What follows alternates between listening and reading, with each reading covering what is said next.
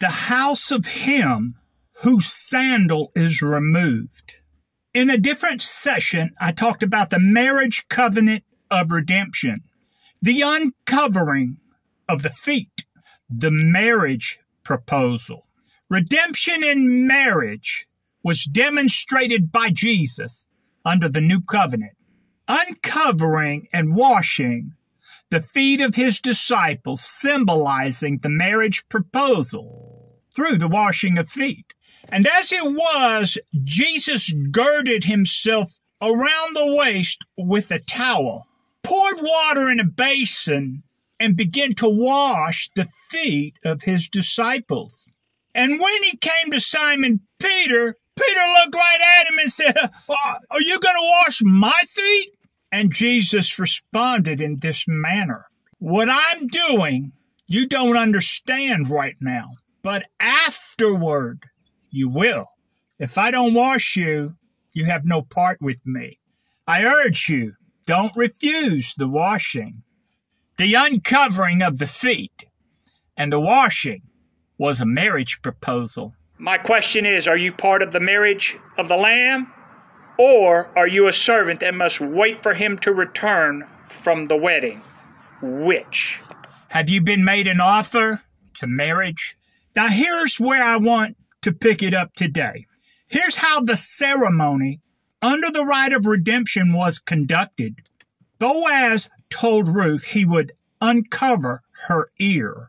In doing so, the next morning he took 10 men of the elders of the city with him as he ascended to the gate. There he sat down. Behold, as the nearer kinsman passed by, Boaz spoke, saying, "Turn aside and sit here." Then he spoke these words to the nearer kinsman: "Concerning the field which our brother Elimelech gave to Naomi, if indeed you are acting as next of kin, then do so. But if not, announce it to me, for I'm after you, and I shall do so." Boaz said further to the nearer kinsman these words: "In the day that you acquire the field from the hand of Naomi, you must also acquire Ruth the Moabitess, and raise up the name of our brother for his inheritance." But the nearer kinsman responded, "I cannot act as the next of kin and redeem it for myself, lest I ruin my own inheritance. You redeem my right for yourself, for I cannot redeem it." Then he untied his sandal and gave it to his neighbor in the presence of the witnesses. Boaz immediately turned and said, "You are witnesses this day. I have bought all that was Elimelech's, and all that was Chilion's, and all that was Mahlon's from the hand of Naomi. Moreover, Ruth the Moabitess, the widow of Mahlon, I have acquired as my wife, to perpetuate the name of the dead through his inheritance, that the name of the dead may not be cut off from among his brethren and from his position at the gate." So, under the law of redemption, the right of redemption, that is, here is how it worked. If a man does not want to take his brother's wife, then his brother's wife ascends to the gate in the presence of elders and says, "My husband's brother refuses to raise up the name of his brother in Israel. He will not perform the duty of my husband's brother. Then the elders shall speak to him, attempting to persuade him.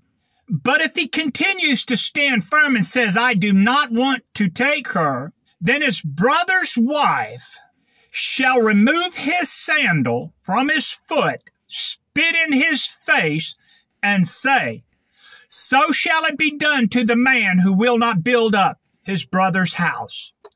And his name shall be called in Israel, the house of him who had his sandal removed."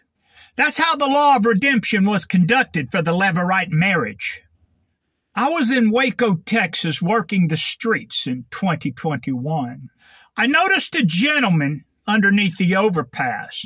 I pulled over to the gas station on the corner and walked over to speak to him.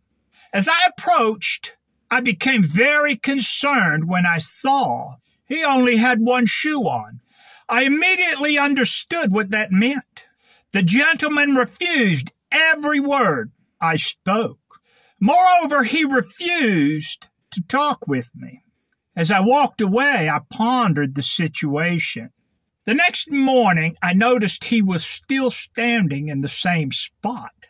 It was as though he stood there the entirety of the previous evening into the next morning without moving at all. I perceived an eerie and strange feeling when I saw this. In the following days, it was raining and very cold.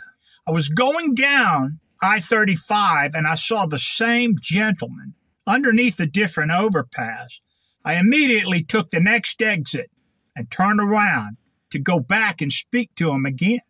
I stopped underneath the overpass and approached him. I again had that same feeling.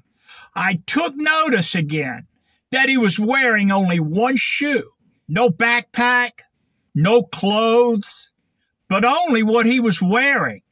I wondered how he could withstand the freezing rain and cold weather without even a jacket and one shoe. The gentleman again refused to speak with me. Here is what I want to say. The Lord allowed me to experience this situation multiple times to let me know the man refused his right of redemption through Jesus Christ. That's the symbolism of the missing shoe and his refusal to hear the message of redemption through Jesus Christ. The house of him whose sandal is removed.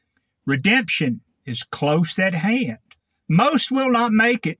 Child, redemption is close at hand. Most will not make it. The curtain is about to be drawn, and when it does, the righteous will mourn. Look down at your feet. Do you have both shoes on?